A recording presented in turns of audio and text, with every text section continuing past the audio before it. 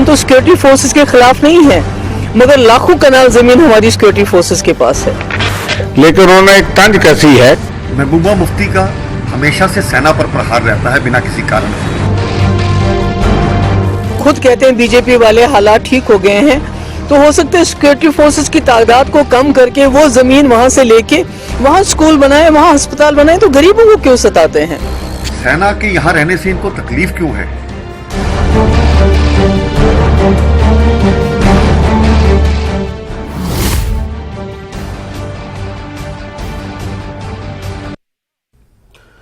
स्वागत है आपका न्यूज़ 18 JKLH में। मैं हूं विशाल और आप देख रहे हैं प्राइम डिबेट इंडिया। पीडीपी अध्यक्ष महबूबा मुफ्ती ने फिर एक ऐसा बयान दिया है जिस पर विवाद के स्वर उभर रहे हैं।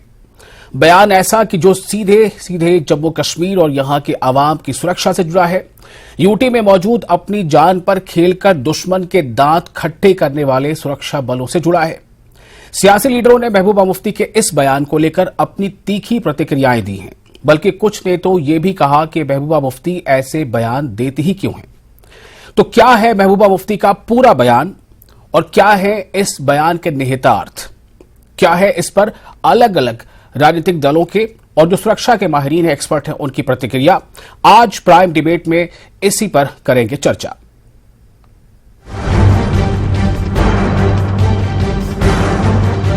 तो हम तो सिक्योरिटी फोर्सेस के खिलाफ नहीं हैं, मगर लाखों कनाल जमीन हमारी सिक्योरिटी फोर्सेस के पास है। लेकिन उन्होंने एक तंज कसी है। महबूबा मुफ्ती का हमेशा से सेना पर प्रहार रहता है बिना किसी कारण। खुद कहते हैं बीजेपी वाले हालात ठीक हो गए हैं, तो हो सकता है सिक्योरिटी फोर्सेस की तादाद को कम करके वो जमीन वहां से लेके वहां स्कूल बनाए, वहां अस्पताल बनाए, तो गरीबों को क्यों सताते हैं? सेना के यहाँ रहने से इनको तकलीफ क्यों है?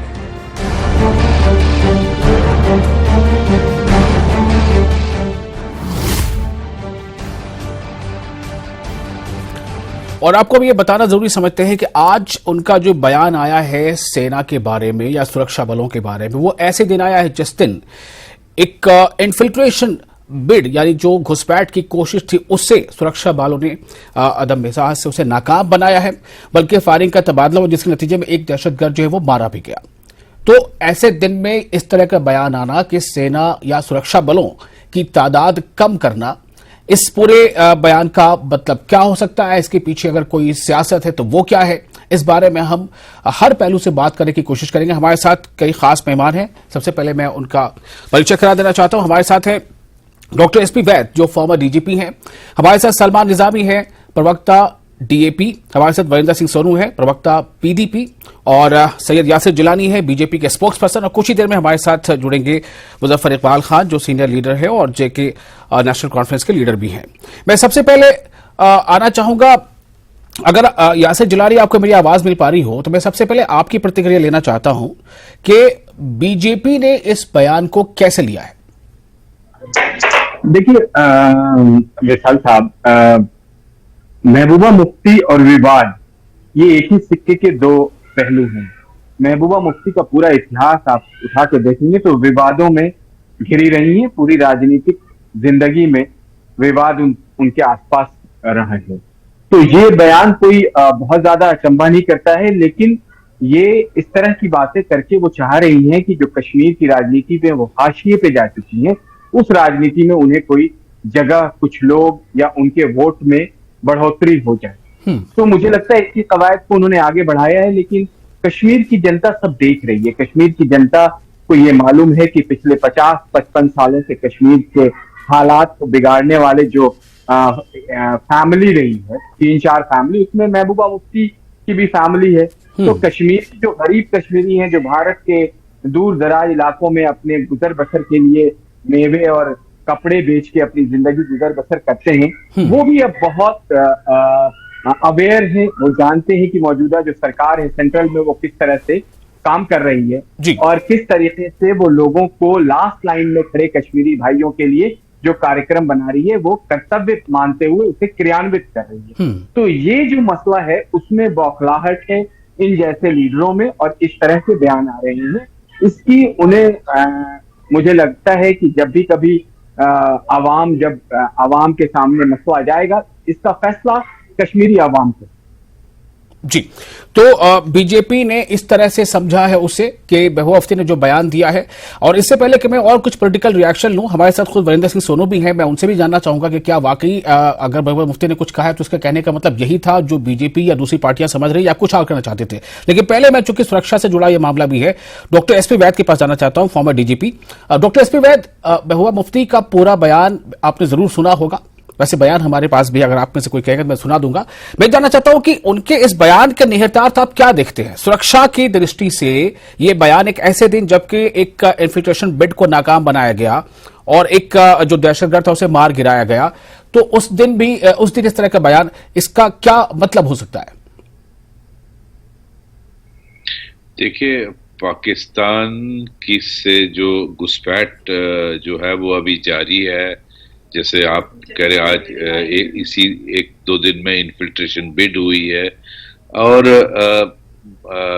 जो पाकिस्तान की पॉलिसी है कश्मीर को और भारत को ब्लीडिंग इंडिया बाय 1000 कट्स और जो गजवा हिंद करने का है, उसमें कोई तब्दीली तो आई नहीं है। और ऐसे में फोर्सेस का कम होना मुझे तो बहुत मुश्किल लगता है। आपने पिछले साल देखा किस तरह से टारगेटेड किलिंग्स हुई, किस तरह से जम्मू रीजन में अटैक्स हुए, कश्मीर में अटैक्स हुए। तो ऐसी स्थिति में अभी फोर्सेस को थिन आउट करना मैं समझता हूँ वो नासमझी होगी। और ऐसे में देखिए, पॉलिटिकल बयान उनको अब पॉलिटिकली सरवाइव करना है कश्मीर में, मैं उनकी पॉलिटिकल मजबूरी समझता हूँ। लेकिन मैं एज ए सिक्योरिटी एनालिस्ट बोलता हूँ कि ऐसी सिचुएशन में फोर्सेस को थिन आउट करना कोई अक्लमंदी की बात होगी नहीं। और जब वहां फोर्सेस जाती हैं कश्मीर में और कड़ाके की सर्दी में, विंटर में, जहां -5-6 डिग्री टेम्परेचर जाता है, तो उनको सही जगह रहने के लिए होनी चाहिए, उनको टॉयलेट्स होने चाहिए, उनको कवर्ड एरिया होना चाहिए जो प्रॉपर्ली प्रोटेक्टेड हो, और वहां बिजली होनी चाहिए, पानी की सुविधा होनी चाहिए, टॉयलेट्स की सुविधा होनी चाहिए। आफ्टर ऑल वो फोर्सेस पूरे हिंदुस्तान से आई हुई है, उनको हमें प्रोटेक्ट करना है। अगर वो वहां प्रोटेक्ट करने के लिए ड्यूटी देते हैं तो उनके लिए ये बेसिक सुविधाएं होना बहुत जरूरी है। तो उसमें स्कूल भी काम आते हैं और भी गवर्नमेंट बिल्डिंग्स काम आती हैं। बहुत सारी जगहों पे हम प्री फैब्रिकेटेड हट्स भी लगवाते हैं, टिन स्ट्रक्चर्स भी बनते हैं, टेम्परेरी स्ट्रक्चर्स भी बनते हैं।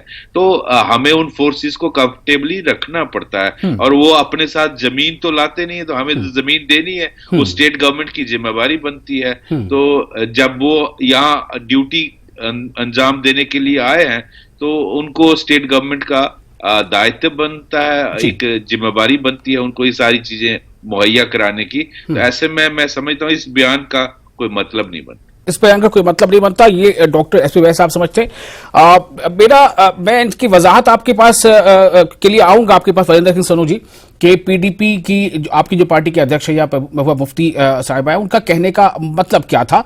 लेकिन पहले मैं डीएपी के पास जाना चाहता हूं। डेमोक्रेटिक आजाद पार्टी के प्रवक्ता सलमान निजामी मौजूद है। सलमान, आपने इस बयान को किस तरह से लिया, आपकी पार्टी इस बयान को कैसे देखती है?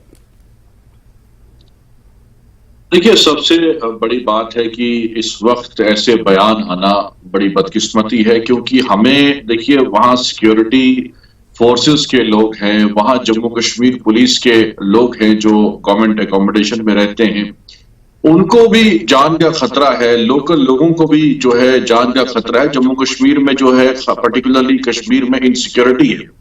और महबूबा मुफ्ती जी ने जो बयान दिया है, देखिए उनको सड़कों पे उतरना चाहिए, जैसे डीएपी ने प्रोटेस्ट किया। ये घर में बैठ के प्रेस कॉन्फ्रेंसेस देने से जो है मसले हल नहीं होते। आर्टिकल 370 पे जब बात हुई तो मैंने उस वक्त उनको कहा कि आप दिल्ली जाइए, सुप्रीम कोर्ट पे लड़िए।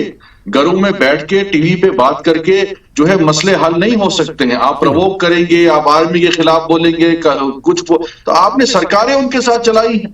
जम्मू कश्मीर को इस मुसीबत में अगर डालने वाला कोई है वो महबूबा मुफ्ती है।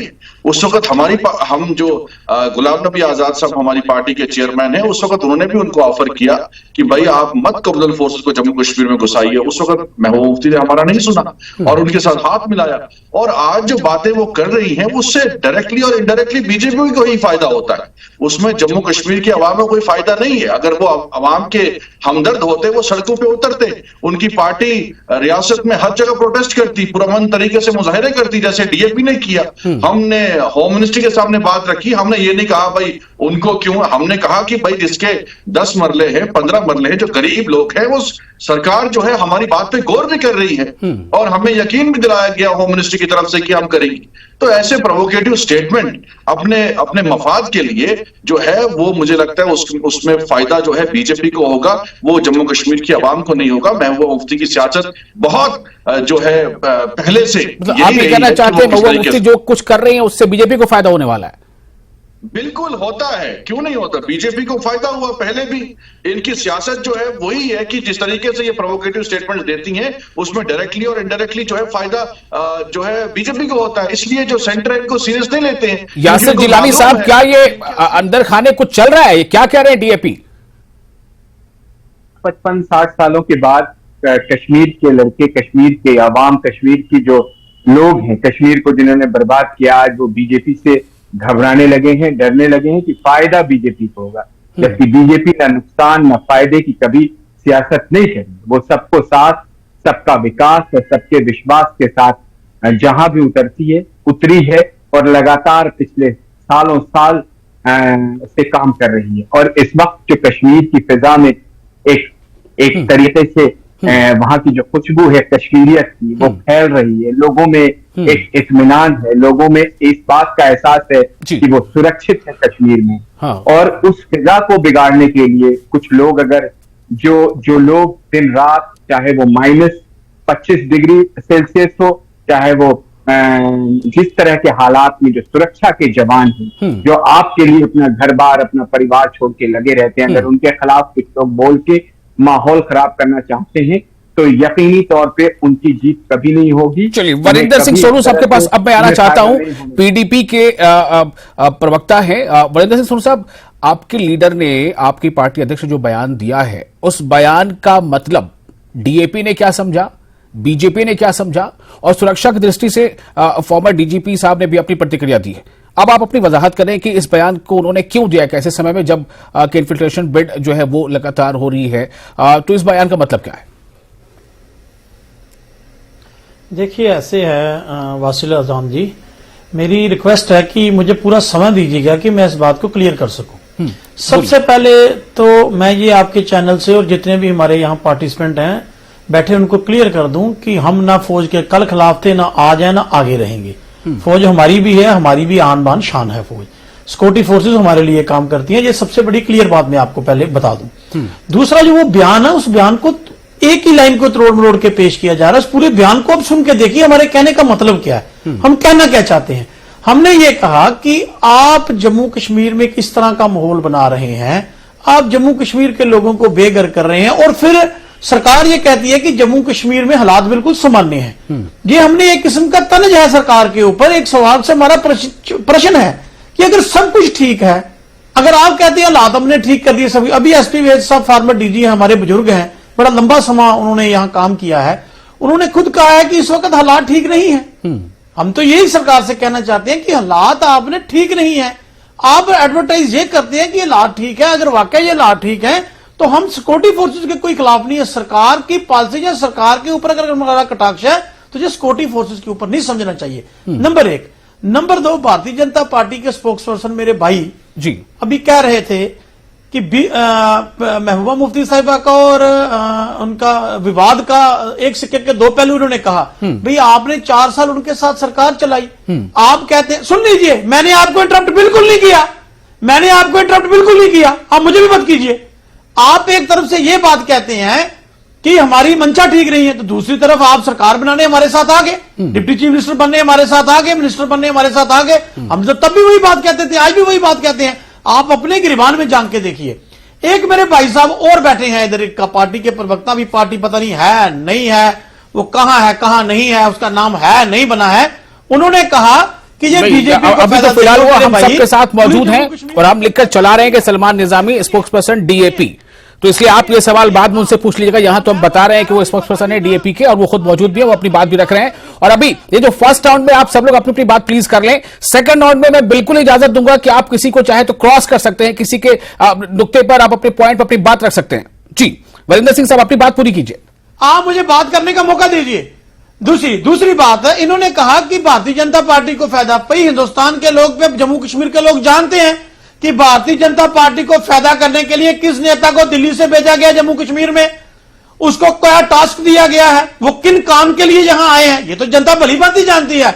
आपकी और मेरे कहने से सच झूठ नहीं होगा, झूठ सच नहीं होगा। मैं आपसे पूछना चाहता हूं, आप प्रोटेस्ट की बात करते हैं, right from the first day हमने सबसे पहले प्रोटेस्ट किया।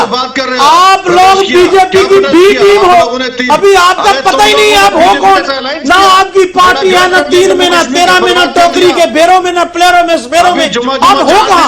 मुझे पहले बताओ आप हो कहां? आप किस चीज को, आपके साथ रात को लीडर होता, सुबह वापस चला जाता है, सुबह कांग्रेस में चला जाता है, दोपहर को आपके पास आ जाता है। आप पहले अपना वजूद ढूंढो, पहले अपना। अभी आपके लेटर डालने के लिए आपका लेटर बॉक्स लगाओ, अपना एड्रेस लिखो, फिर आना किसी के साथ बात करने के लिए।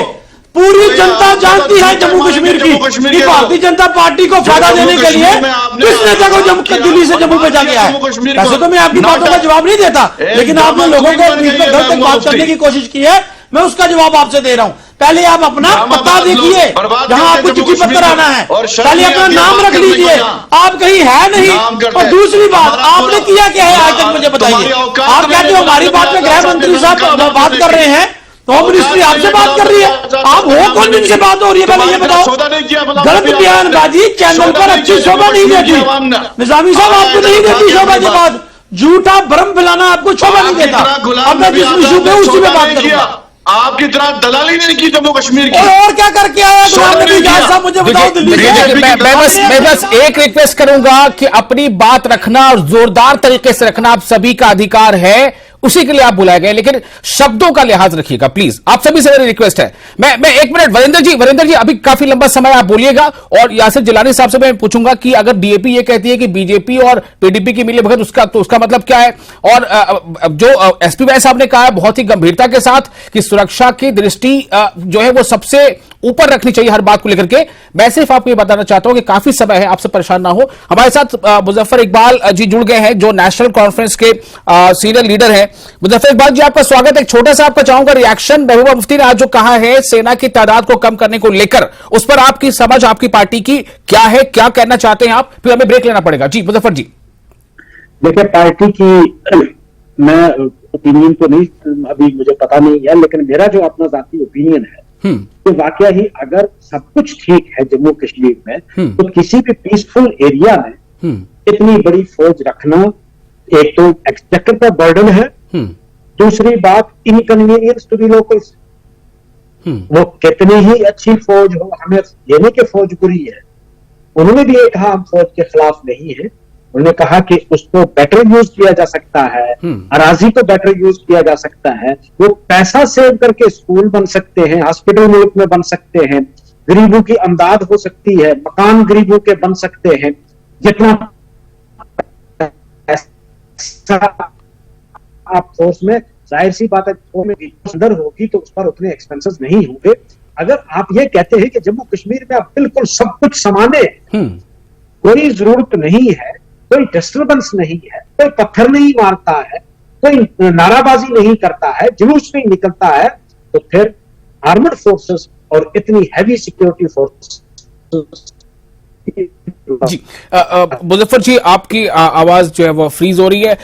मैं यहां पर एक छोटा सा ब्रेक लेना चाहता हूं आप सभी की इजाजत से। ब्रेक के बाद जल्द हाजिर होंगे और फिर इस पर आपको पूरी आजादी होगी कि आप शब्दों का सिर्फ ख्याल रखते हुए अपनी बात जोरदार संग से आप रख सकते हैं। और एसपी वैद साहब ने जो कहा है, डॉक्टर एसपी वैद ने, कि किस तरह से जम्मू कश्मीर को सिर्फ 2-4 महीने या 10 महीनों में हम ये समझ लें कि सुरक्षा के एतबार से ये बहुत पीसफुल हो गया है या नहीं, चूंकि ये हमारा सरहदी इलाका है और सरहद के पार के हालात से वाकिफ है, दुश्मनों की किस तरह से नजर करते उससे वाकिफ है। छोटा सा ब्रेक, जल्द हाजिर होते हैं।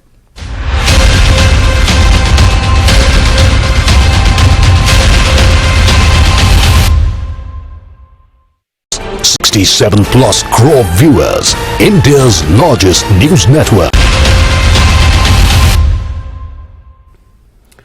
ब्रेक के बाद एक बार फिर आपका स्वागत है। आप देख रहे हैं न्यूज़ 18 जेके एलएच पर प्राइम डिबेट इंडिया। बात इस पर हो रही है, चर्चा इस बात पर हो रही है कि क्या जम्मू कश्मीर में हालात जो हैं और जम्मू कश्मीर की जो अपनी स्ट्रैटेजिक पोजीशन है उसके हिसाब से अगर ये कोई कहता है कि सेना की संख्या, सुरक्षा बलों की संख्या कम की जानी चाहिए, तो वो क्यों कहता है, उसके मतलब क्या होते हैं और इसके कहे जाने के पीछे का कारण क्या हो सकता है। सियासत भी हो सकती है, सियासत के पीछे के भी कुछ मानी हो सकते हैं। इसी को समझने की हम कोशिश कर रहे हैं, लेकिन ये फिर से बताना जरूरी समझता हूं कि आज ही जो है इन्फिल्ट्रेशन बिड को सुरक्षा बलों ने नाकाम किया है। सरहद के उस पार से उसमें पाकिस्तान का हाथ बताया जा रहा है और एक दहशतगर्द को मार भी गिराया गया है। तो इस बात पर आज हम चर्चा कर रहे हैं। मैं सीधे आना चाहता हूं इस वक्त यासिर जिलानी आपके पास।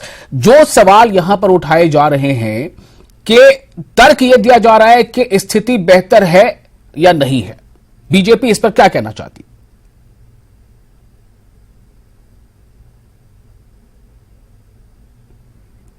यासिर जिलानी जी, आपको अनम्यूट करना होगा जी। देखिए, तस्वीर बिल्कुल साफ है, स्थिति बहुत अच्छी है, बेहतरीन है।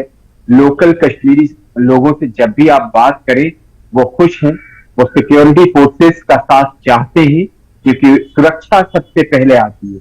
डीजीपी साहब ने भी सुरक्षा को लेकर बात कही, कश्मीरी अवाम भी जानती है कि उनके साथ सेना है, वो सुरक्षित हैं, क्योंकि उन लोगों ने वो दंश, वो दर्द झेला है सालों साल तक, जो कश्मीरी लोगों के साथ हुआ है वो जानते हैं। इसलिए वो इस पे चर्चा नहीं करना चाहते और हालात 370-35 के बाद सुधरे हैं। इसको ये नहीं मान सकते हैं विपक्ष के लोग हैं, इनको अपनी सियासत कश्मीर के घाटी में करनी है, इसलिए ये एक्सेप्ट नहीं कर रहे हैं, बदलाव को एक्सेप्ट नहीं कर रहे हैं। जो वो वहां का युवा इनसे सवाल करने लगा है। विशाल साहब, आप तो रिसर्च के साथ आपके लोग वहां काम कर रहे हैं, आपका चैनल लगातार दूर दराज के इलाके में, जो सुदूर इलाका है, छोटा छोटा इलाका है, वहां पे भी जाके मैं देखता हूं कि वहां भी लोगों से बातचीत करते हैं, तो उन्हें किसी तरह की कोई प्रॉब्लम नहीं है।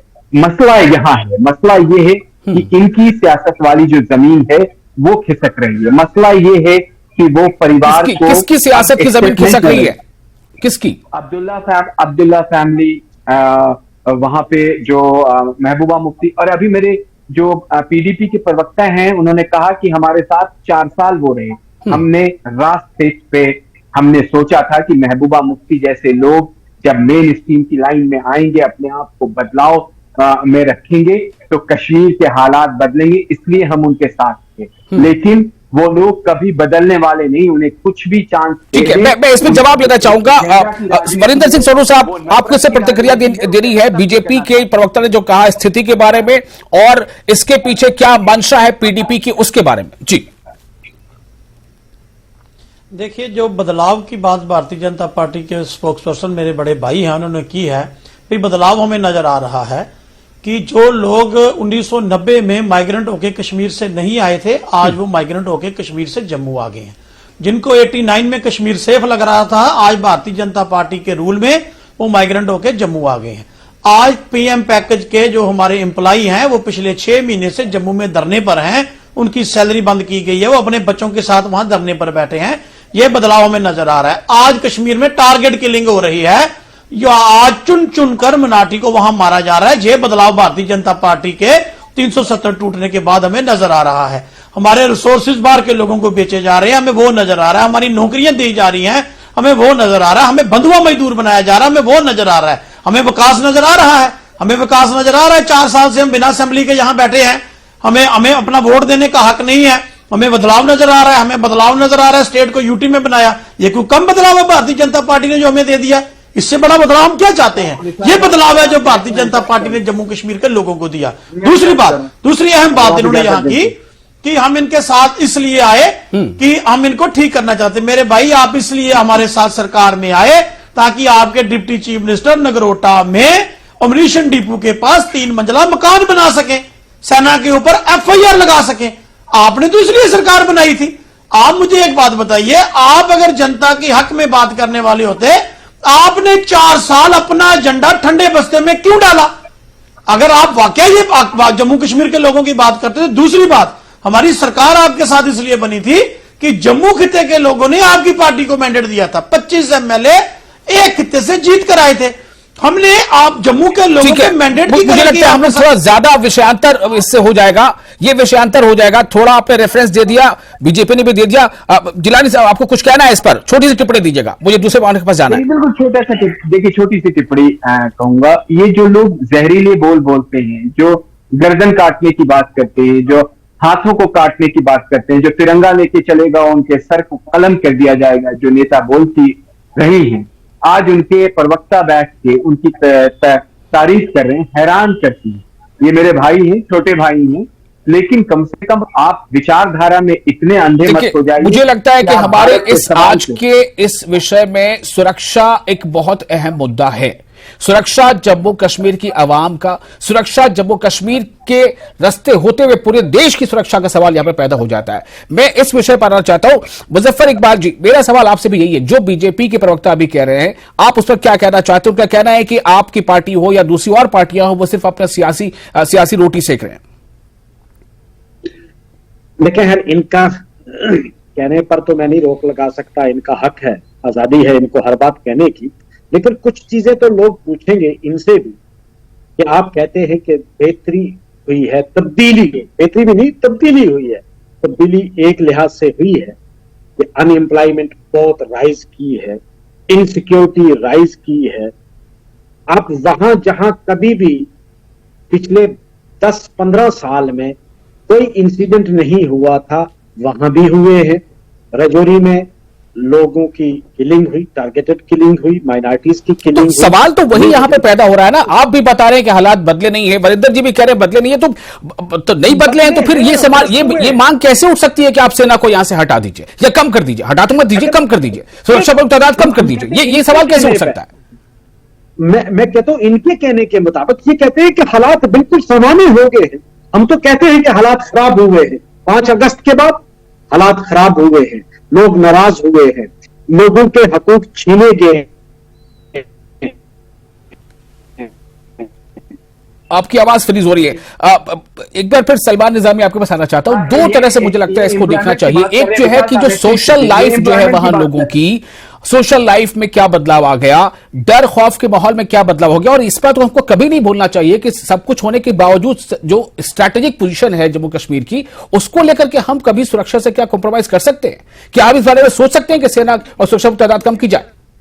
आप रखे बॉर्डर्स पे, अब हवाई जो इलाका है, मैंने पॉपुलेटेड एरिया है, वहां से जी मुजफ्फर जी, आपको थोड़ा सा रुकना पड़ेगा, आपकी आवाज फ्रीज हो रही है, क्रैक होकर, थोड़ा सा रुकिए, जब वो ठीक होगा मैं आपके पास वापस आऊंगा। सलमान निजामी बोले।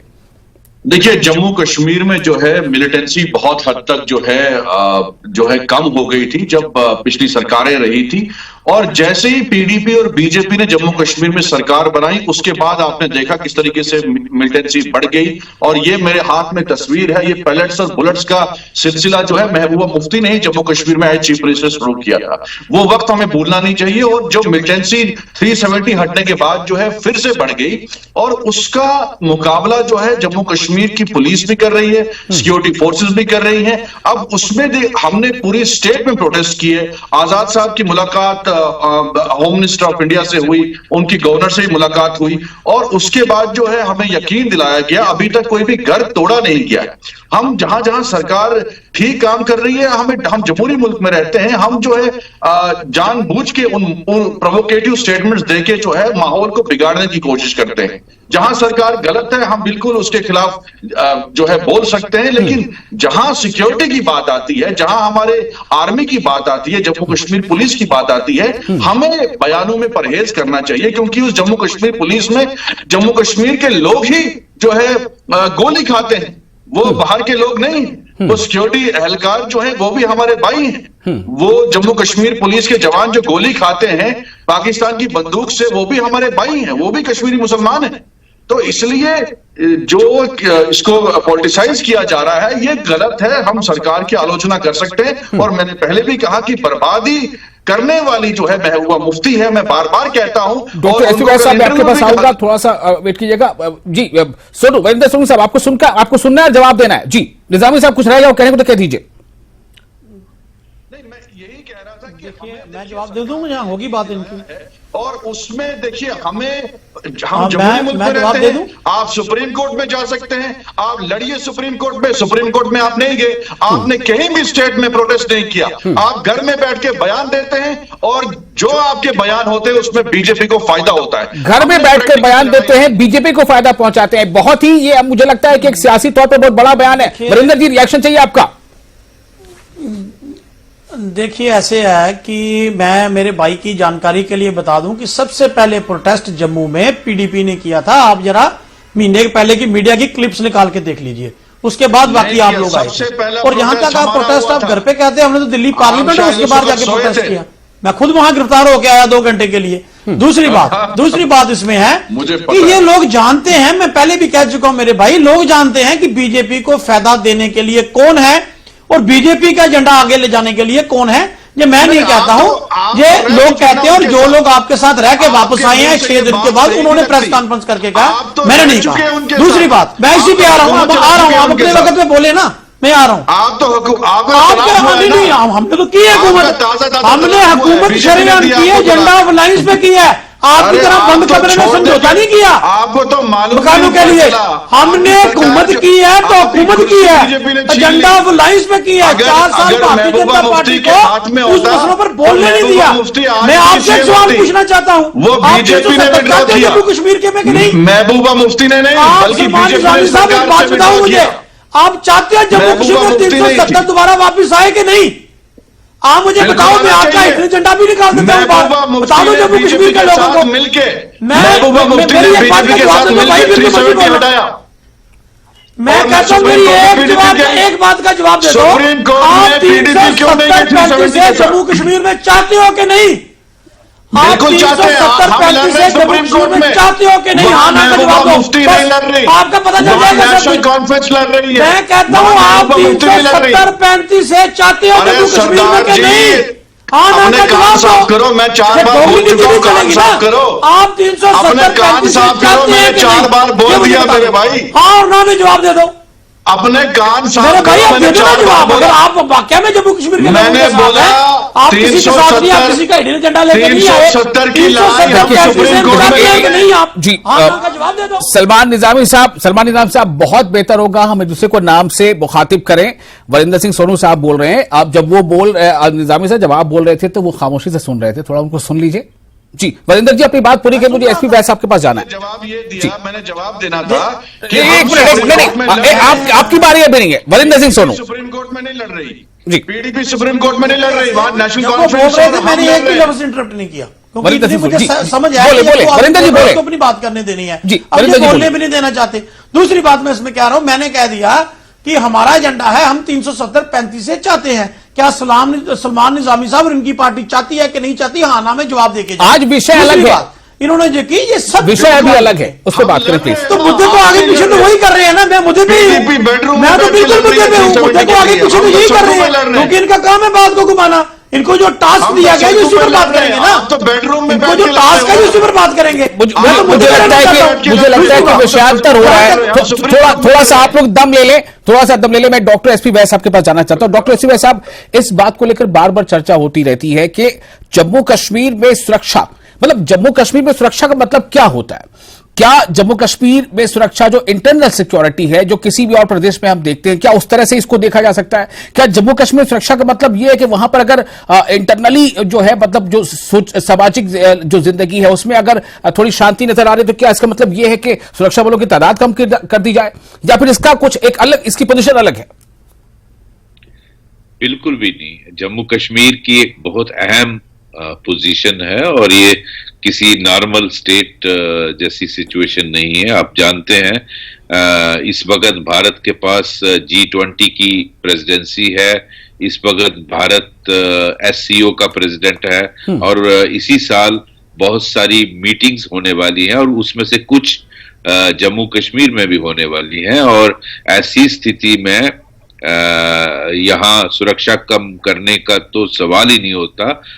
मैं समझता हूँ इस वक्त हाईएस्ट अलर्ट मेंटेन करने की जरूरत है, क्योंकि इस वक्त जो पाकिस्तान की एस्टैब्लिशमेंट है उनकी बहुत बुरी हालत है। पाकिस्तान में लोग उनको क्वेश्चन कर रहे हैं कि आप सारा पाकिस्तान का इंतजाम चलाते थे, पॉलिटिकल एस्टैब्लिशमेंट चलाते थे, और आपने पाकिस्तान को आज किस कगार पे लाया। लोग भूखमरी के कगार पे आए हैं और भारत कहां पहुंच गया। तो वो डेस्परेट हैं किसी बड़े एक्ट करने की। मुझे तो खतरा है कि कोई पुलवामा जैसा बड़ा अटैक ना हो जाए। उनको एक्चुअली अगर किसी बात का डर है तो वो डर ये है कि जिस तरह से भारत ने सर्जिकल स्ट्राइक की और बालाकोट किया, पाकिस्तान की डीप स्टेट उससे डरती है। अदरवाइज उनका बस चले तो बहुत बड़ा कोई हादसा करेगा, और जम्मू कश्मीर को लाइटली नहीं लिया जा सकता। और इसको ऐसी स्थिति में अगर महबूबा मुफ्ती ये सवाल उठाती हैं या कोई भी दूसरा कोई लीडर सवाल उठाता है कि अगर हालात बेहतर हो रहे हैं तो फिर आप सिक्योरिटी यानी सुरक्षा बलों की तादाद कम कर दीजिए, और जो जमीनें थोड़ी उससे खाली होंगी उसमें आप स्कूल और कॉलेजेस खोलिए जा, तो मतलब इस बयान को देने के पीछे उनकी सोच क्या है? वो ऐसी बयान किस हिस्से में दे पाता है, कोई भी अगर लीडर कहता है तो? देखिए, मैडम खुद ही चीफ मिनिस्टर रही हैं और वो बहुत अच्छी तरह समझती हैं जम्मू कश्मीर की सिचुएशन को, और इसी तरह सभी जो बड़े मोजिस लीडर हैं हमारे बाकी पार्टियों के, चाहे वो डॉक्टर फारूक हों, गुलाम नबी आजाद साहब हों, उमर अब्दुल्ला हो, बहुत अच्छी तरह से हालात समझते हैं। ये मैडम का ये स्टेटमेंट जो है महबूबा मुफ्ती जी का, ये उन्होंने बीजेपी पर पॉलिटिकल तंज किया है और इसका कोई मतलब नहीं। तो आइए सबसे पहले एक काम करते हैं, अब यहां से आगे बढ़ने से पहले महबूबा मुफ्ती से दरअसल सवाल क्या किया गया था, उनका जवाब क्या था, पूरे बाइट को जो एक बार सुनते हैं, बयान उनका सुनते हैं, फिर उस पर हम सभी मेहमानों से बारी बारी से प्रतिक्रिया लेंगे। महबूबा मुफ्ती का वो बयान आपको हम सुना रहे हैं जो उन्होंने आज कहा है। हमारी जमीन है, अभी देखिए, अगर हमें तो हम तो सिक्योरिटी फोर्सेस के खिलाफ नहीं हैं, मगर लाखों कनाल जमीन हमारी सिक्योरिटी फोर्सेस के पास है। जब ये खुद कहते हैं बीजेपी वाले हालात ठीक हो गए हैं, तो हो सकता है सिक्योरिटी फोर्सेस की तादाद को कम करके वो जमीन वहां से लेके वहां स्कूल बनाए, वहां अस्पताल बनाए, तो गरीबों को क्यों सताते हैं? यासिर जिलानी साहब, आपके पास आने से पहले माफ कीजिएगा, मुझे मुजफ्फर जी के पास जाना पड़ेगा, क्योंकि जब उनके पास जा रहा हूं थोड़ा नेटवर्क का कुछ इशू आ जा रहा है, आवाज फ्रीज हो। मुजफ्फर जी, फिर से आपके पास आ रहा हूं, शायद आवाज बेहतर आ जाए इस बार। आपने पूरा बयान सुन लिया? जी, मैंने बयान सुना है। मुझे नहीं लगता है कि इसमें एक पासिंग रेफरेंस है कि आप, और मुझे लगता है कि हिंड साइट में इस बयान के मैडम महबूबा मुफ्ती जी के हिंड साइट में ये था कि ये डेमोलिशन आप कर रहे हैं कि हम लोग सरकारी लैंड को रिट्रीव करके उस पर स्कूल बनाएंगे और हॉस्पिटल बनाएंगे। तो अगर आप कहते हो कि हालात ठीक हैं, तो मुझे लगता है कि एक सटायर है। मैं वेद साहब की उस स्टेटमेंट से इत्फाक करता हूं, एक सटायर है उन पर कि आप एक तरफ से तो ये कहते हैं कि भाई हालात बिल्कुल ठीक हैं, सब कुछ सामान्य है। अगर सब कुछ सामान्य है तो फिर इतनी फोर्स पॉपुलेटेड एरिया में रखने की क्या जरूरत है? वो इस पर कमेंट कर रही हैं, जो मुझे लगा उनकी स्टेटमेंट से। मैं तो शायद आपको इसलिए प्रॉब्लम आ रही कि मैं दिल्ली में हूं, तो शायद उस वजह से वो सिग्नल की प्रॉब्लम आ रही है जी। तो लेकिन अभी कुछ देर पहले डॉक्टर एसपी वैद साहब ने जो कहा कि हालात की बेहतरी, हालात में शांति, इसको हम किसी दूसरे प्रदेश के हिसाब से नहीं देख सकते, जम्मू कश्मीर की जहां तक बात है। तो क्या महबूबा मुफ्ती इस बात को समझ नहीं पा रही है, या क्या वो समझ कर भी ये बात कर लगता है? देखें, जब आप होम मिनिस्टर साहब की कोई स्टेटमेंट देखते हैं, या जो रूलिंग पार्टी है इस वक्त, क्योंकि हमारे वहां रूल तो बीजेपी ही कर रही है अल्टीमेटली, क्योंकि लेफ्टिनेंट गवर्नर साहब जो हैं वो होम मिनिस्टर के मातहत हैं और होम मिनिस्टर इस वक्त बीजेपी के हैं, तो बीजेपी का ही रूल है। जब हम बीजेपी की पार्टी की कोई अगर हम सुनते हैं स्टेटमेंट, वो कहते हैं कि जनाब 2019 के बाद हालात बतदरीज बेहतर होते जा रहे हैं और आज की स्टेज पर हालात बिल्कुल सामान्य हैं। अगर उनकी बात ये मान ली जाए, क्योंकि वो हुकूमत में है, उनके पास ज्यादा रिसोर्सेज हैं हम लोगों से, तो अगर ये बात उनकी मान ली जाए तो फिर तो वाकई इसका कोई जवाब नहीं है कि आप पॉपुलेटेड एरिया में फोर्स को रखें। जी, बल्कि यासिर जिलानी, क्या इसको मान लिया जाए या नहीं माना जाए? बॉर्डर्स पे भेज दें। यासिर जिलानी, देखिए, मुझे जो पॉलिटिकल स्पोक्स पर्सन बैठे हुए हैं उनकी तीनों की आपने बात सुनी, उससे एहसास क्या होता है कि पिछले 55-50 सालों में कश्मीर में का मतलब कुछ भी नहीं हुआ, कोई स्कूल नहीं खोला गया।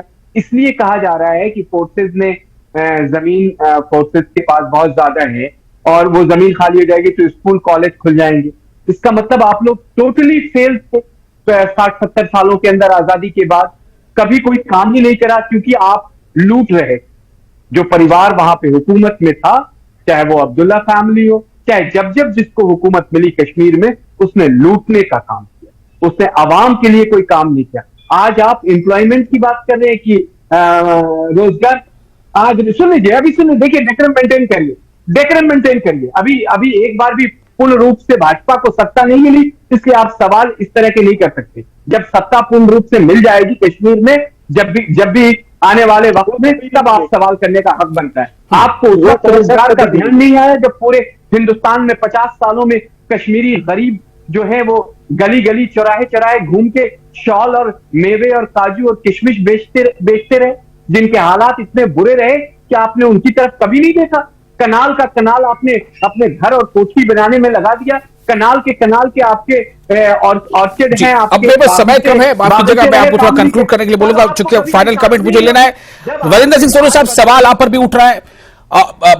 डीएपी से हमारे साथ हैं सलमान निजामी, आपको भी थोड़ा इस पर कंक्लूजन देना है। और मुजफ्फर जी, आपका भी छोटी टिप्पणी चाहूंगा, चूंकि सवाल इस पर उठ रहा है कि आखिर इतने लंबे अरसे में हुआ क्या, और आपने अगर नहीं किया इंफ्रास्ट्रक्चर डेवलप तो शायद अब यह हो रहा है। वरिंदर जी,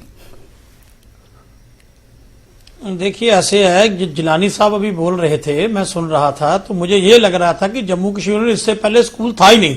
भारतीय जनता पार्टी ने आके स्कूल खोले, तो हमारे बच्चे कहां पढ़ते थे, जरा ये हमें बता दें। दूसरी बात, मुझे नहीं लगता है कि जिलानी साहब पता नहीं जम्मू कश्मीर कितना घूमे हैं, कितना आए हैं, कितना नहीं आए हैं। जो आप ये कहना चाहते हैं ना, नहीं, हमने तो कहा और नहीं बना दो, हमने कहा नहीं बना दो, हमने ये नहीं कहा पहले नहीं है। आपकी आदत है चैनलों पर बैठ के झूठ बोलना, फिर उस झूठ को सच में तब्दील करने की कोशिश करना। मैं एक ही बात आपसे कहना चाहता हूँ, एक ही बात, तब आपको गुस्सा, आप लोग भी सत्ता में हो 8 साल से, बताइए आपकी उपलब्धि क्या है। तो बदलाव कर रहे हैं, हम मजबूती से, आपकी उपलब्धि, मजबूती से बदलाव कर रहे हैं। आज कश्मीर बदल रहा है। आज कश्मीर का गरीब, 4 साल से आप आज कश्मीर को आपने तबाह कर दिया, जम्मू कश्मीर पूरा तबाह कर दिया, लोगों की छुट्टी पर आ गए हो, लोगों के घर तोड़ने पर आ गए हो, लोगों से रोजगार आपको दिया नहीं जा रहा, रोज यहाँ पर धरने लगे हैं। आप लोग कम से कम झूठ बोलने से पहले ऊपर वाले से डरो। आपको कितना झूठ बोलेंगे, अपने झूठ को थोड़ा ऊपर वाले से डरो मेरे भाई। जो ऊपर अल्लाह ताला खुदा भाई है, इससे डरो। कितना झूठ आप बोलेंगे, आपके झूठ की वजह से जम्मू कश्मीर तबाह हो गया। आप लोगों ने लोगों के साथ झूठे वादे किए, झूठे समझदार दिखाए, आपके पास आई कुछ नहीं देने के लिए। आपने हमें बद से बदतर बना दिया। आप लोगों की वजह से आज जम्मू कश्मीर का नौजवान सड़कों पर धरने दे रहा है। आप लोगों की वजह से आज जम्मू कश्मीर का डेली वेजर सड़कों पर है, आज मुलाजिम सड़कों पर है, आज कश्मीरी पुलिस सड़कों पर है। कहां गया? यासिर जी प्लीज मुझे बताइए, आपकी एक अचीवमेंट। वरिंदर जी, अपनी बात पूरी करें। मैं क्या बात पूरी करूंगा, जिलानी साहब जो बीच में इंटरप्ट कर रहे हैं। मैं ये कहना चाहता हूं कि भारतीय जनता पार्टी ने जम्मू कश्मीर के लोगों के साथ धोखा किया है, नंबर 1। नंबर 2 मैं कह दूं, मैं एक ही बात, खुशबू आ नहीं सकती कागज के फूलों से, खुशबू आ नहीं सकती कागज के फूलों से, जिंदगी चल नहीं सकती बनावट के असूलों से। भारतीय जनता पार्टी के पास फूल भी कागज का है और असूल भी उनके बनावट के हैं। ठीक है, जम्मू कश्मीर के लोगों के पास फाइनल कमेंट सलमान निजामी, एक फाइनल कमेंट आपका ये फाइनल कमेंट होगा सलमान, इस बयान को लेकर, हालात बयान। कि हमें प्रैक्टिकली लड़ाई लड़ने की जरूरत है। बेडरूम पे बैठ के बयान देने से जो है वो माहौल बिगड़ता है। और जो 370 की बात इन्होंने हम पे सवाल उठाया, इनको ये मालूम, शायद मुझे जानते नहीं है, सलमान निजामी और गुलाम नबी आजाद साहब जो थे, जब आप गले मिल रहे थे नरेंद्र मोदी जी और अमित शाह के साथ, हम उस वक्त लड़ाई लड़ रहे थे पार्लियामेंट में, टीवी चैनल्स में। मैंने तो न्यूज, आप भी मिलते हो गले, एजेंडा लेके आओ उनका। मैंने एक सवाल पूछा, जवाब दो। एजेंडा आप भी गले मिले हो, आपके हाथ मिले हैं, आपके मन मिले हैं। सलमान निजामी, मैंने आपको फाइनल कमेंट के लिए कहा था, कंक्लूजन के लिए कहा था कि आपका ये फाइनल कमेंट होगा इस बयान पे, अभी के हालात पे और बयान पे, ठीक है? तो मैं फिर से आप डॉक्टर एसपी वैस साहब आपके पास आता हूं। फाइनली डॉक्टर एसपी वैस साहब, जो इस बात को किस तरह से समझ लेना चाहिए कि जम्मू कश्मीर में सुरक्षा का मतलब अलग होता है, जो मतलब देश के बाकी प्रदेशों में नहीं होता। वैस साहब, फाइनल कमेंट और उस पर प्रोग्राम को खत्म करेंगे। जी, मैं बड़ा ब्रीफ में बोलूंगा कि जम्मू कश्मीर जो है वो बैटल ग्राउंड है, कोवर्ड वार जो पाकिस्तान चला रहा है भारत के खिलाफ, और ये मैदान का जंग है, तो इसको नॉर्मल स्टेट नहीं समझा जा सकता। और यहाँ खास इंतजामात की जरूरत है, और यहाँ सिक्योरिटी फोर्सेस की जरूरत बनी रहेगी काफी अरसा। चलिए, बहुत बहुत शुक्रिया आप तमाम मेहमानों का इस खास विषय पर भी बात रखने के लिए। इसी के साथ प्राइम डिबेट इंडिया में आज फिलहाल इतना ही। आप बने रहे न्यूज 18 जम्मू कश्मीर, लद्दाख, हिमाचल के साथ। मुझे दे इजाजत।